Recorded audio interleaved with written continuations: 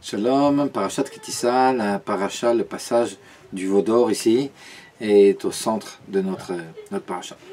Mais paradoxalement, et si cette paracha, ce passage, c'est l'un des passages les plus tragiques, on peut dire, de la Torah, c'est aussi dans cette paracha, dans ce passage, que l'on retrouve les dévoilements les plus profonds, les plus magnifiques d'Akadosh Baruch Hu.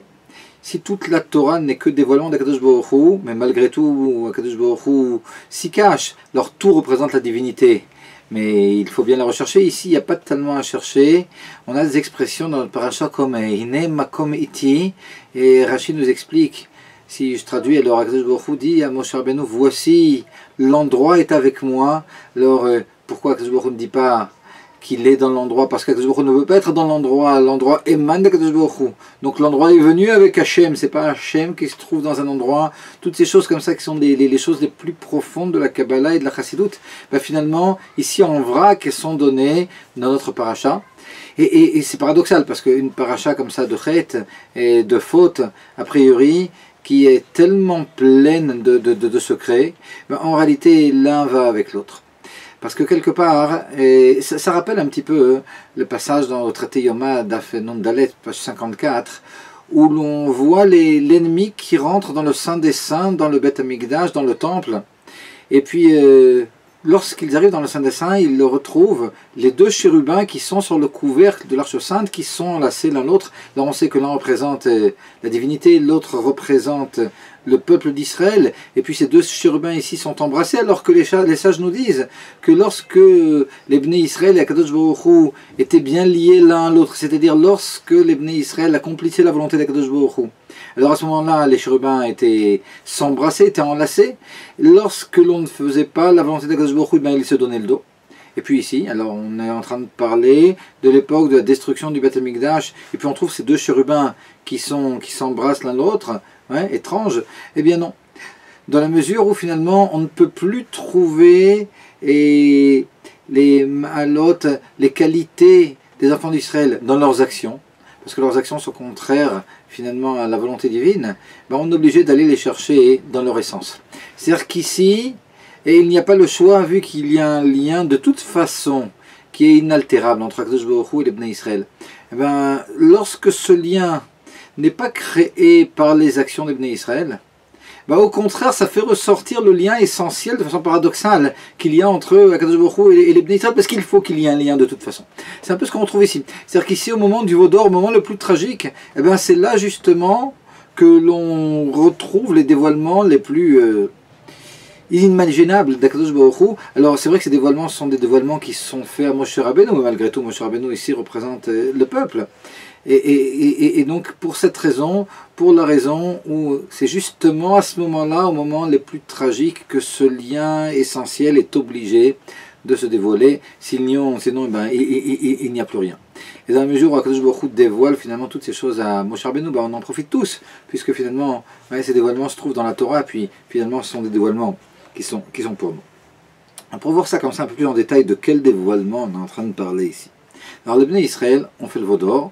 Moshe Rabbeinu était encore sur le mont, il était encore dans les cieux, il avait l'étape de la loi, puis Akadosh Baruch Hu lui dit Lech red ki shichet amecha, et descends parce que ton peuple a fauté.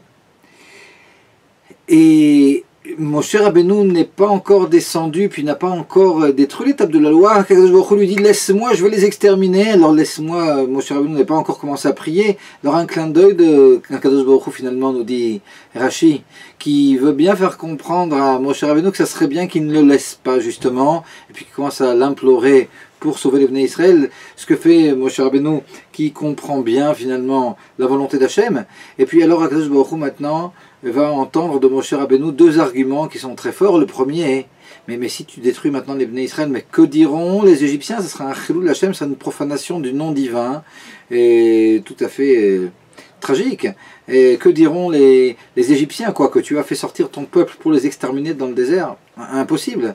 Et puis en plus, et deuxième point, et finalement si tu extermines les Bnei Israël, ben, tu ne respecteras pas le pacte que tu as fait avec Abraham, Yitzhak et Yaakov, finalement, et à qui tu as promis une descendance et qui sera extrêmement grande. Par conséquent, Akadosh Baruch Hu écoute la tefila tant attendue en réalité de Moshe Rabbeinu, et puis accepte et de ne pas exterminer le peuple.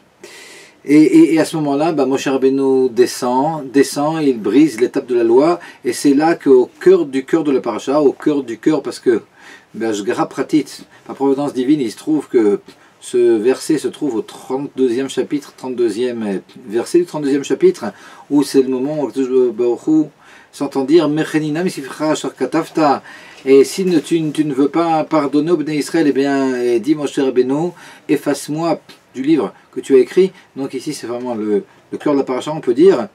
Et Akadosh Baruch Hu dit à Moshe Rabbeinu qu'en tout cas, et on voit que a priori la tefila n'est pas encore complètement acceptée, et Akadosh Baruch Hu n'est pas prêt tout à fait à pardonner au Bnei Israël, puisqu'il répond à Moshe Rabbeinu qu'à partir du moment, ça ne sera plus la Shrina, ça ne sera plus la présence divine qui les accompagnera dans leur pérégrination jusqu'en Eretz Knaan, mais ça sera un ange divin. Et Moshe Rabbeinu n'accepte pas, et il demande, il exige à Akadosh Baruch Hu que ça ne soit pas un ange qui accompagne les Bnei Israël, mais Akadosh Baruch Hu lui-même. Akadosh Baruch Hu accepte aussi cette requête. Et Moshe Rabbeinu continue, et puis lui dit, tu sais, Akadosh Baruch Hu, cette présence divine qui nous est tellement nécessaire, que tu nous as promis finalement, et de continuer à donner. Et je te demande que cette présence divine, cette Shrina, ne concerne que le peuple d'Israël et pas les autres peuples, que tu ne poses pas ta présence sur les autres peuples, et Akadosh Baruch Hu est prêt aussi à accepter cette requête. Akadosh Baruch Hu accepte. Et Moshe Rabbeinu comprend qu'ici il y a ce qu'appelle être ratson, ici il y a un moment de bienveillance, un moment où Akadosh Baruch Hu accepte finalement toutes les demandes. Alors c'est ce qu'on disait tout à l'heure, et alors qu'on était parti de quelque chose de tragique, et il y a maintenant toutes sortes de bonnes choses qui commencent à se former, et donc Moshe Rabbeinu en profite et puis dit à Akadosh Baruch Hu, Arenina et kavodecha, je t'en prie Akadosh Baruch Hu, montre-moi ta gloire, montre-moi ta majestuosité. Et là on a l'impression qu'Akadosh Baruch Hu qui répond à Moshe Rabbeinu, tu ne pourras pas voir ma face, mais tu pourras voir mon côté arrière. On va voir exactement de quoi il s'agit. On a l'impression que finalement Akadosh Baruch Hu ne répond pas positivement à Moshe Rabbeinu. Mais c'est qu'une impression, comme on va le voir. Et lorsqu'Akadosh Baruch Hu dit à Moshe Rabbeinu, Veraita et Tachorai, alors tu ne verras pas ma face, mais tu verras Tachorai, ma partie arrière. Et à ce moment-là, Rashi nous explique de quoi il s'agit. Erahu Kesher Shel Tefillin. Il lui a montré le nœud des tefillin. Akadosh Baruch Hu aussi met les tefillin, évidemment. On sait que Akadosh Baruch Hu Magid Dvarav le Yaakov. Akadosh Baruch Hu, ces choses à lui, c'est ce qu'il demande à Yaakov, c'est ce qu'il demande au Bnei Israël de faire, ces choses à lui, c'est la Torah. De là on apprend que Akadosh Baruch Hu accomplit aussi les mitzvot. Alors évidemment, lorsqu'il s'agit des tefillin d'Akadosh Baruch Hu, on comprend que c'est quelque chose de spirituel. Toujours est-il, ce Achoraim, ce côté arrière d'Akadosh Baruch Hu, que Akadosh Baruch Hu montre à Moshe Rabbeinu lorsqu'il lui dit, tu ne pourras pas voir ma face, mais mon arrière tu pourras le voir. De quoi s'agit-il? Il s'agit du nœud des tefillin, donc le nœud qui est à l'arrière de la tête. Et là, il y a un certain nombre de questions qui se posent. Pourquoi est-ce que Rashi avait besoin d'expliquer que l'arrière d'Akadosh Baruch Hu, c'était les tefillin, le nœud des tefillin? Alors il y a peut-être un midrash comme ça, mais malgré tout, on sait que Rashi, pourquoi Rashi nous explique que c'est le nœud des tefillin?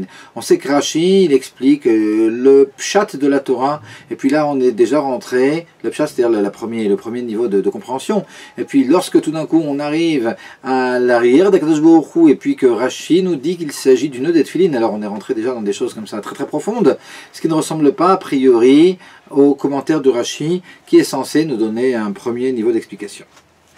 Et ici, a priori, alors on pourrait se dire, ce qu'a voulu Rashi, c'était expliquer cet anthropomorphisme, a priori, et parce que, comment ça, l'arrière d'Akadosh Baruch Hu, de quel arrière s'agit-il? Et donc, nous dit Rashi, il s'agit des tefillin d'Hachem. Mais c'est très dur de dire ça. D'une part parce que on a l'habitude de choses qui ressemblent à l'anthropomorphisme. On sait que la Torah, elle nous parle par exemple, Akadosh Baruch Hu est représenté Ben, un peu comme le peuple d'Israël, on parle souvent de Yad Hashem, la main d'Akadosh Baruch Hu. On parle de Yemin Hashem, ouais, dans la Shira, dans Parashat Beshalach, Yemin Hashem, le côté droit d'Hashem. Yemincha Hashem, Yad Bakoach, Yemincha Hashem Tiratsoyev. Et Yemin Hashem, on parle aussi dans le Tanakh, de la droite d'Hashem. Donc cette droite d'Hashem aussi, a priori, c'est un anthropomorphisme. Mais comme on a dit, non, c'est des choses que l'on retrouve parce qu'on comprend qu'il ne s'agit pas de l'essence divine, on comprend qu'il s'agit finalement de façon d'Akadosh Baruch Hu de se dévoiler au peuple d'Israël, des choses que l'on peut comprendre qui sont à l'image, on peut dire, de Am Israël. Am Israël est à l'image d'Akadosh Baruch Hu. Ouais. Toujours est-il que c'est des mots qui sont proches de nous, et puis on a l'habitude de ce type de termes. Par conséquent, le fait qu'on parle de l'arrière d'Akadosh Baruch Hu, c'était pas si difficile finalement. Alors pourquoi Rashi avait besoin de parler des tefilines? D'autant que, si le problème était un problème d'anthropomorphisme, et c'était ça le problème de Rashi, Rashi aurait dû déjà réagir plus tôt lorsqu'Akadosh Baruch Hu dit à Moshe Rabbeinu, avant qu'il lui ait dit, tu verras mon arrière, tu ne pourras pas voir ma face. Alors là, pourquoi Rashi n'a pas réagi, il n'a pas expliqué ce que c'était que la face d'Akadosh Baruch Hu? C'est de la même façon que l'arrière, on ne le comprend pas, la face non plus, on ne le comprend pas. Ouais. Donc pourquoi avoir expliqué que l'arrière d'Akadosh Baruch Hu c'est les tefilines? D'autant que quand on dit que c'est les tefilines, c'est encore plus compliqué, plus incompréhensible. Alors il faut maintenant expliquer ce que c'est que les tefilines d'Akadosh Baruch Hu. Alors qu'est-ce que c'est que les tefilines? Alors que lorsque l'on parle de panim ve'achor, la face et l'arrière, on peut comprendre ces symboles, parce que lorsqu'on parle de la face et de l'arrière d'une personne, dans la face d'une personne on peut voir un certain nombre de ses qualités, dans l'arrière on ne les voit pas, on peut comprendre que c'est comme ça aussi pour Akadosh Baruch Hu. C'est-à-dire que dans la face d'Akadosh Baruch Hu, on aurait vu la profondeur divine, et dans l'arrière d'Akadosh Baruch Hu, on peut moins le voir. Ce sont des choses que l'on peut comprendre. Donc pourquoi Rashi avait-il besoin de nous expliquer que Vraïta et Tachora, et tu verras l'arrière, mon arrière, il s'agit ici des tefilines. Ça c'est un point que l'on doit comprendre.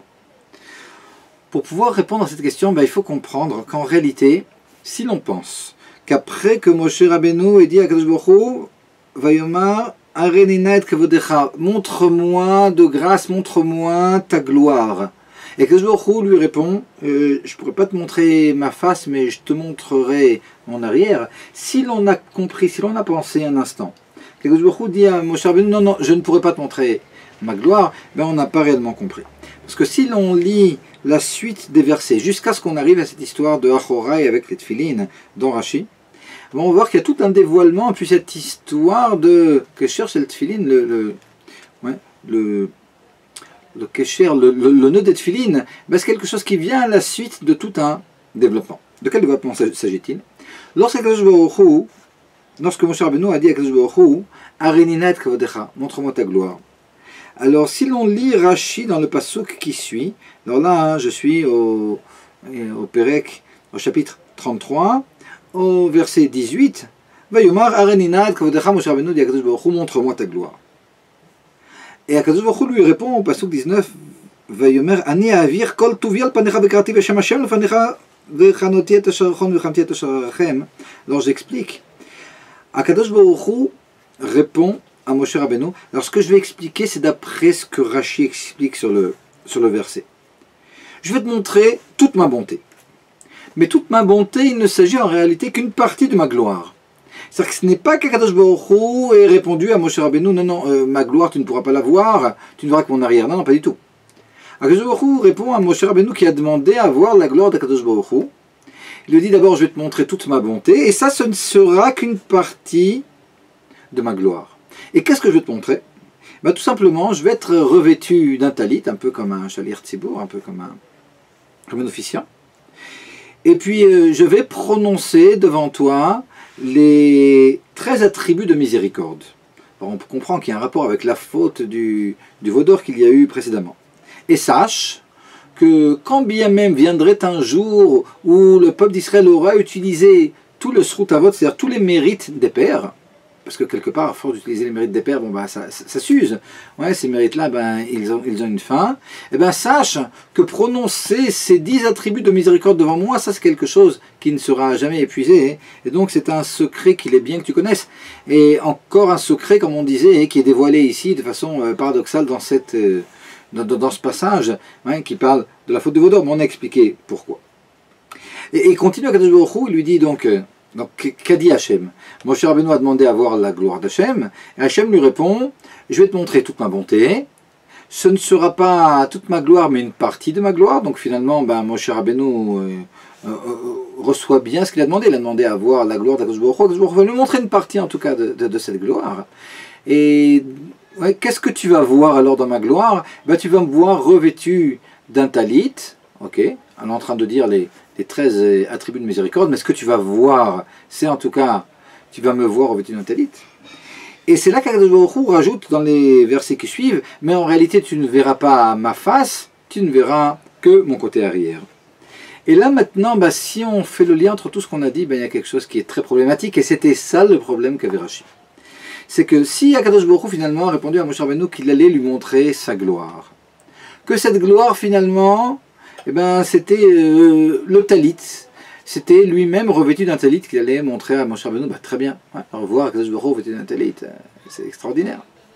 Mais seulement lorsqu'Akadosh Baruch Hu lui dit, mais tu ne verras pas ma face, tu ne verras que le côté arrière, là on peut s'imaginer, voir Akadosh Baruch Hu revêtu d'un talit, mais du côté arrière, alors finalement, quelle gloire d'Akadosh Baruch Hu il peut y avoir dans le talit vu de l'arrière, finalement, il n'y a plus rien à voir.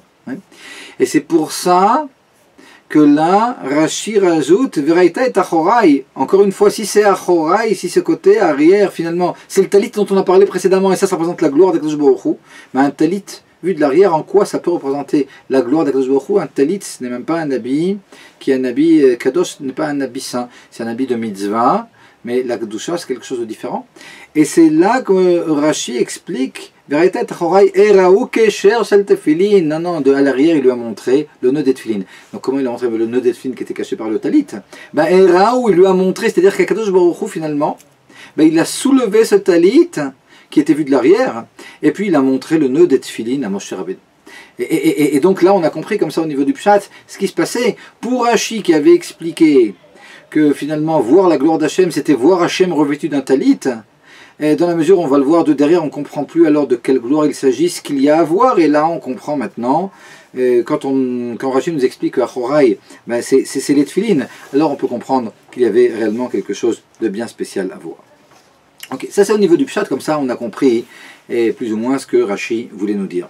Mais je voudrais comme ça un petit peu approfondir. Parce qu'ici, il y a deux choses qui se passent en même temps. C'est-à-dire que d'un côté, il y a Moshe Rabbeinu qui demande d'avoir la gloire d'Akadosh Baruch Hu, puis Akadosh Baruch Hu lui répond et réellement lui montre une partie de cette gloire. Et une partie de cette gloire, il lui montre finalement c'est cette filine du côté arrière, et puis il se présente comme ça, revêtu d'un talit. Ok. Mais ici, parallèlement, on a aussi quelque chose qui va traduire un peu la réparation de la faute du Vaudor. C'est dans ce contexte qu'Akadosh Baruch Hu parle à Moshe Rabbeinu et lui dit, si un jour il n'y a plus de Srutavot, il n'y a plus de mérite, alors je te donne comme ça un autre secret, le secret des Yud Gimel Midot Arachamim, des 13 attributs de miséricorde, donc un secret extraordinaire qui est dévoilé ici aussi dans cette paracha. Ok, génial. Mais la question qui se pose, c'est quel rapport il y a entre ces deux choses? C'est-à-dire cette gloire d'Akadosh Baruch Hu qui se traduit par un talit et puis surtout des tefilin comme ça, vus de l'arrière d'un côté, donc talit et tefilin, et puis d'un autre côté, ces 13 attributs de miséricorde. Quel rapport il y a entre ces deux choses qui ont lieu en même temps finalement? Pour comprendre, il faut savoir comme ça qu'il y a un certain nombre de notions qui vont ensemble. La notion de... Vous allez voir où on veut en venir. La notion de sainteté, elle va avec la notion de souvenir.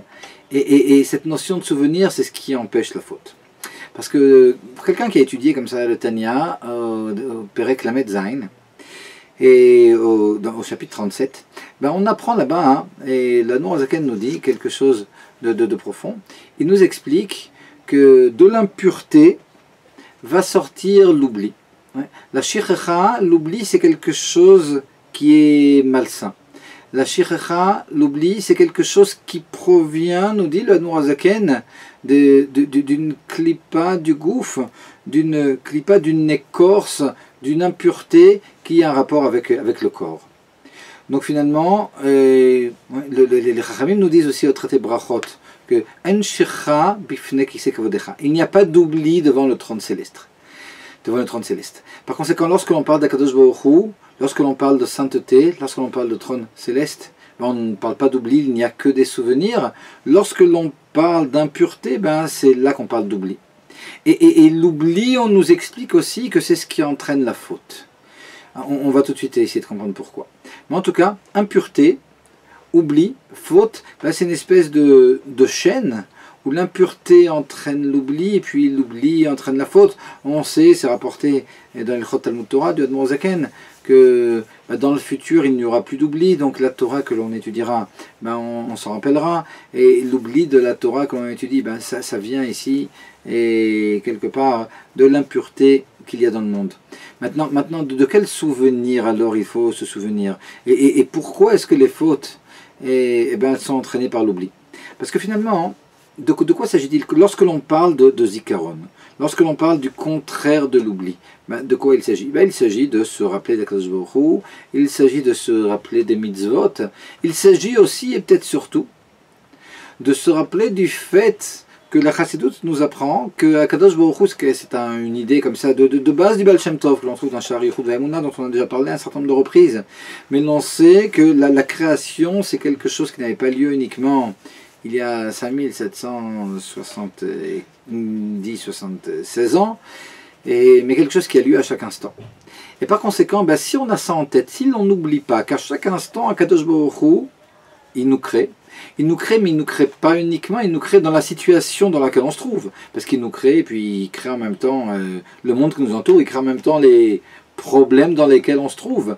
Et dans la mesure où à cet instant, Akadosh Baruch Hu, il est en train de nous créer dans la situation dans laquelle on se trouve, c'est sûr que cette situation, elle correspond tout à fait à la volonté d'Hachem. Si elle correspond à la volonté d'Hachem, et quand on a ce souvenir de cet élément qui est que maintenant, à cet instant, nous sommes créés, comment d'abord se révolter, comment être triste aussi, et comment surtout pouvoir faire le contraire de la volonté d'Akadosh Baruch Hu. Alors qu'Akadosh Baruch Hu, à cet instant-là maintenant, il lui met toute sa volonté dans cette création, et non seulement il ne nous oublie pas, mais il est en train de nous créer à ce moment-là avec tout le contexte dans lequel on vit. Par conséquent, et lorsqu'il y a de l'impureté, cette impureté, elle entraîne un oubli d'Hachem, un oubli de Dieu, un oubli des mitzvot, et un oubli de cet élément qui est qu'Akadosh Baruch Hu nous crée à chaque instant, et par conséquent, c'est de là que provient la faute. Et dans la sainteté, comme on a dit, dans la sainteté, il n'y a pas d'oubli, et donc il n'y a pas de faute. Et par conséquent, comment réparer la faute? Réparer la faute, c'est par le souvenir. Donc dans la mesure où il y a le souvenir très fort, le souvenir de Dieu, le souvenir des mitzvot, le souvenir de tous ces éléments dont on a parlé, il n'y a plus de faute.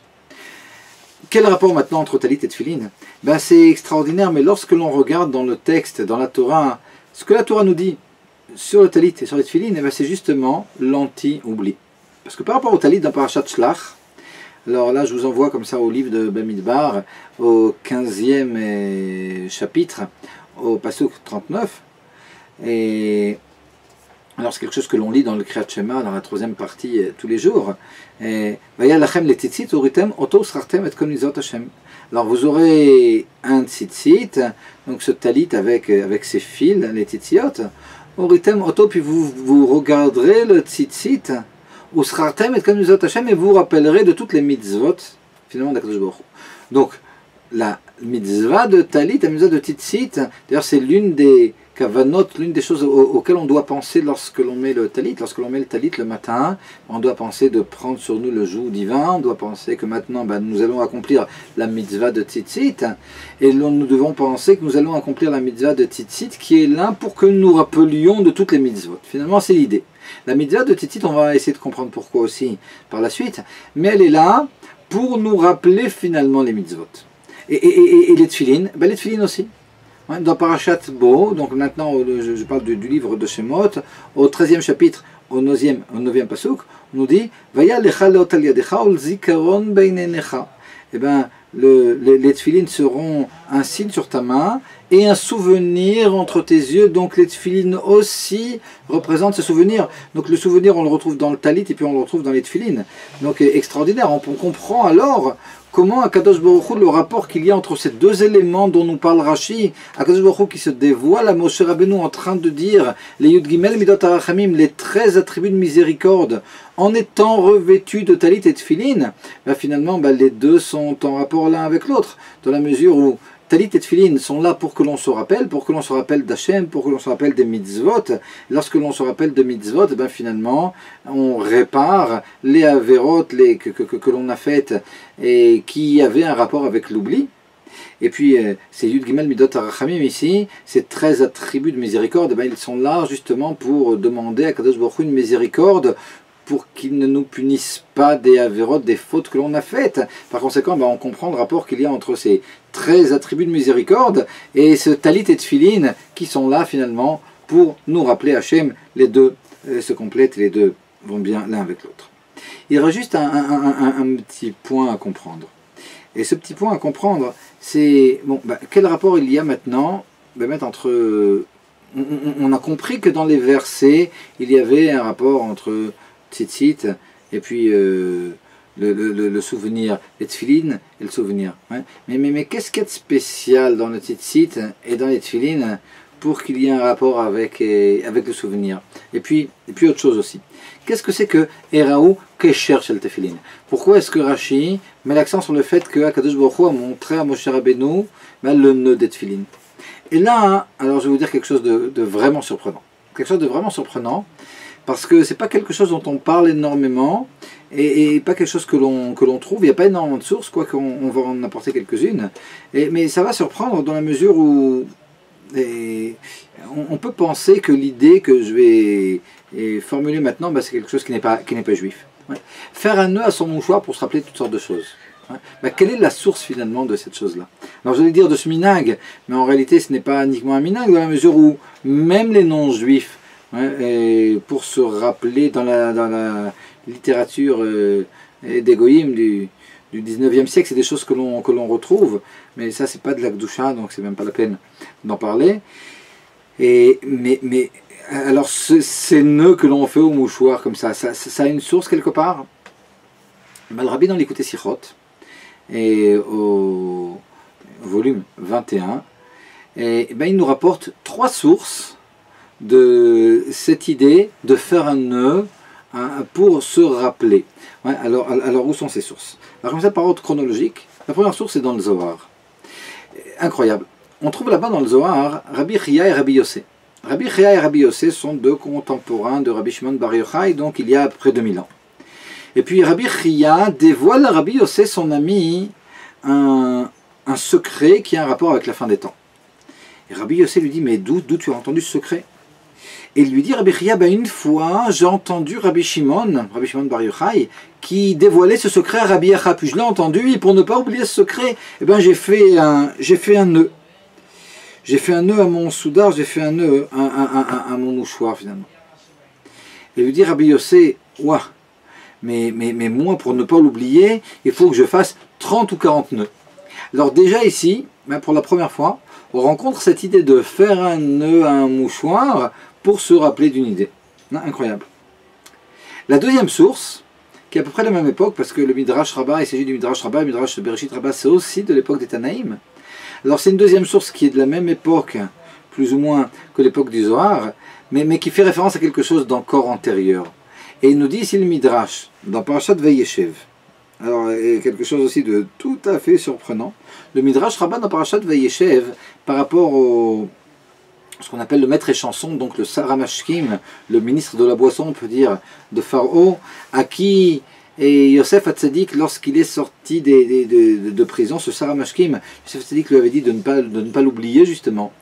Et le Midrash nous dit la chose suivante. Alors tout le temps, on est un peu énervé comme ça sur le Saramashkim qui en réalité a oublié Yosef Hatzadik. Et c'est vrai qu'on a de quoi être énervé sur lui, parce que la façon dont il va rappeler Yosef Hatzadik lorsque Paro, le pharaon, va faire ses rêves, c'est avec beaucoup de... il le dénigre énormément, etc. Ça, Rashi met bien l'accent là-dessus. Donc c'est vrai que ce n'était pas un grand tzaddik. Mais malgré tout, le Midrash nous dit que lorsque le Saramashkim est sorti de prison, eh bien, il faisait des nœuds à son mouchoir pour se rappeler de ce que lui avait demandé Yosef Hatzadik. Mais seulement venait un ange et défaisait ses nœuds. Et donc il faisait des nœuds. Un ange venait, il défaisait ses nœuds, et donc il oubliait d'en parler à Paro. Et puis dès qu'il ne se trouvait plus avec Paro, ben, il s'en rappelait, puis il refaisait un nœud. Puis un ange venait, puis il défaisait le nœud. Puis quand il se trouvait avec Paro, puis qu'il avait son mouchoir, ben, il n'y avait plus le nœud, il ne se rappelait plus. Et ainsi, comme ça a duré 2 ans. Bon, tout ça, évidemment, c'était la providence divine qui ne voulait pas encore que Yosef sorte de prison. Ouais, ça, c'est déjà les Shekulim d'Akadosh Baruch Hu. Toujours est-il que pour la deuxième fois, ici nous trouvons dans la littérature, eh ben, cette idée de nœud que l'on fait à des mouchoirs finalement pour se rappeler. Hein, et surprenant Mehmet parce que bon, c'est pas quelque chose qu'on a l'habitude d'entendre. Et la troisième source que le Rebbe apporte, c'est dans le Tour Orach Chaim. Alors le Tour, c'est le fils de Rabbeinu Arosh, donc un des ballets à Tosafot, fin du XIIIe siècle, début du XIVe siècle. Et le Tour, donc le Arba Tourim, il a écrit en dehors d'un commentaire bien connu sur la Torah, hein, aussi finalement ce qui va être la base du Beth Yosef et du Shulchan Aruch par la suite. Et au Siman 24, alors c'est le dernier Siman qui parle des Tzitzit, alors il nous rapporte qu'au niveau fondamental, nous n'avons pas de réelle obligation d'avoir un tzitzit, d'avoir un habit à 4 coins. Ouais. Quoique aujourd'hui, le Grotte Moshe dit que c'est devenu un minag, donc aujourd'hui on a, oui, cette obligation. Toujours est-il, à la base en tout cas, ce n'est pas une obligation d'avoir un habit qui a 4 coins, mais ce qui est une obligation, c'est que si on a un habit à 4 coins, eh bien, on devra y mettre des tzitzit. Mais malgré tout, nous dit le Tour, mais il faut quand même s'efforcer de le faire, même si ce n'est pas une réelle obligation de la Torah, parce que c'est quand même quelque chose d'important dans la mesure où ce talit, cette tzitzit, eh bien, ils viennent nous rappeler l'application des mitzvot. Donc c'est quand même important de s'efforcer d'avoir un habit à 4 coins, hein, auquel nous allons faire tous ces nœuds. Et nous dit le Tour, alors il continue. Il dit, qu'est-ce que c'est que ces nœuds finalement qui sont là pour nous rappeler toutes les mitzvot? Alors il dit bien, hein, c'est pas uniquement le tzitzit, c'est les nœuds de tzitzit qui vont nous rappeler toutes les mitzvot. Mais il dit, c'est un peu comme quelqu'un qui demande quelque chose à son ami, et puis son ami va faire des nœuds à sa ceinture. Alors c'est sûrement pas les ceintures en cuir comme on a aujourd'hui, c'est comme le gertel, comme ça, des chassidim, ouais, une espèce de ceinture en tissu. Et donc l'ami va faire un nœud à sa ceinture pour ne pas oublier ce que son ami lui a demandé finalement. Et nous dit le Tour, ben c'est la même chose, ces tzitzit, ce sont des nœuds qui sont là pour que l'on se rappelle des mitzvot. Incroyable, même incroyable. C'est-à-dire que non seulement dans le Zohar, mais dans le Midrash Rabbah, et puis aussi dans le Tour, on a cette idée comme ça de nœuds que l'on fait pour se rappeler de toutes sortes de choses. Ben, quel rapport maintenant entre un nœud et puis le fait de se rappeler d'Akadosh Baruch Hu, de la Torah? Alors, les nœuds que l'on fait pour se rappeler de choses futiles, alors peut-être que ça n'a pas réellement de source, ou finalement c'est quelque chose qui a été pris de tout ce que l'on a ici, parce que faut pas oublier qu'ici les nœuds qui ont été faits, ben, ils ont un rapport avec ce que Rabbi Chia ne voulait pas oublier des Chidushim, des commentaires de Rabbi Shimon Bar Yochai. Ce sont... on a le nœud du Sarah Mashkim, c'est vrai, mais malgré tout, c'était aussi pour quelque chose de saint, dans la mesure où c'était pour la demande de Yosef Hatzadik. Puis à quel point on peut apprendre du Sarah Mashkim qui n'était sûrement pas un grand tzaddik. Alors, ça aussi, c'est quelque chose qu'on peut peut-être mettre de côté.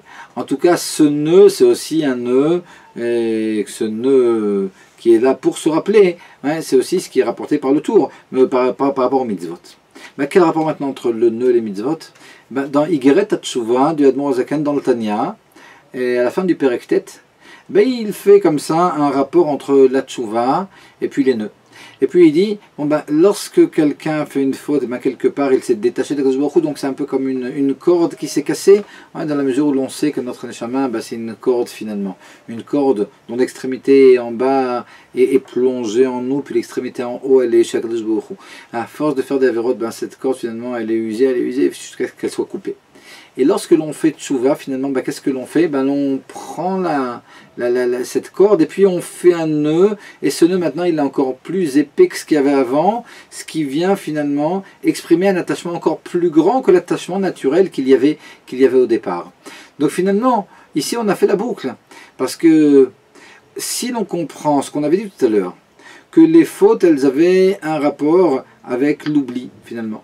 Ouais. Ben là, on est en train de parler de la réparation des fautes. Donc, pour la réparation des fautes, ben on est obligé de se rappeler toutes sortes de choses. Se rappeler, la Torah nous dit, hein, se rappeler, c'est parler de le talit. Se rappeler, c'est parler de tefillin.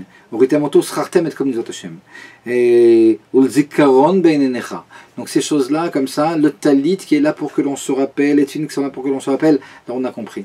Mais quoi précisément dans le talit? Quoi précisément dans les tefillin? Pourquoi ici se rappelle? Parce que ça soit dans le talit ou que ça soit dans les tefillin, eh ben, il y a des nœuds. Alors ces nœuds-là maintenant, ouais, ils ont un rapport avec le fait de se rappeler. Alors pas uniquement parce que dans le monde on a l'habitude de faire des nœuds pour se rappeler, non. Dans le monde on a l'habitude de le faire, parce que c'est comme ça dans la Torah. Et quel rapport il y a?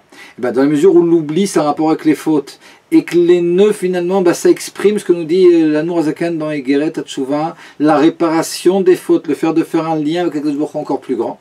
Donc on comprend que finalement il y a un rapport entre les souvenirs et les nœuds, dans la mesure où les souvenirs et les nœuds, les deux rappellent finalement le lien nouveau et fort qui va être fait avec Akadosh Baruch Hu, qui empêchera dorénavant la faute, que l'on ait, Bezrat Hashem, le srout de bien intégrer tous ces messages et de se souvenir, Bezrat Hashem, d'Akadosh Baruch Hu, de souvenir des mitzvot, et puis qu'Akadosh Baruch Hu aussi, il se souvienne de nous, puis qu'il nous sorte de Galout, ça ne nous fera pas de mal, de bonnes nouvelles.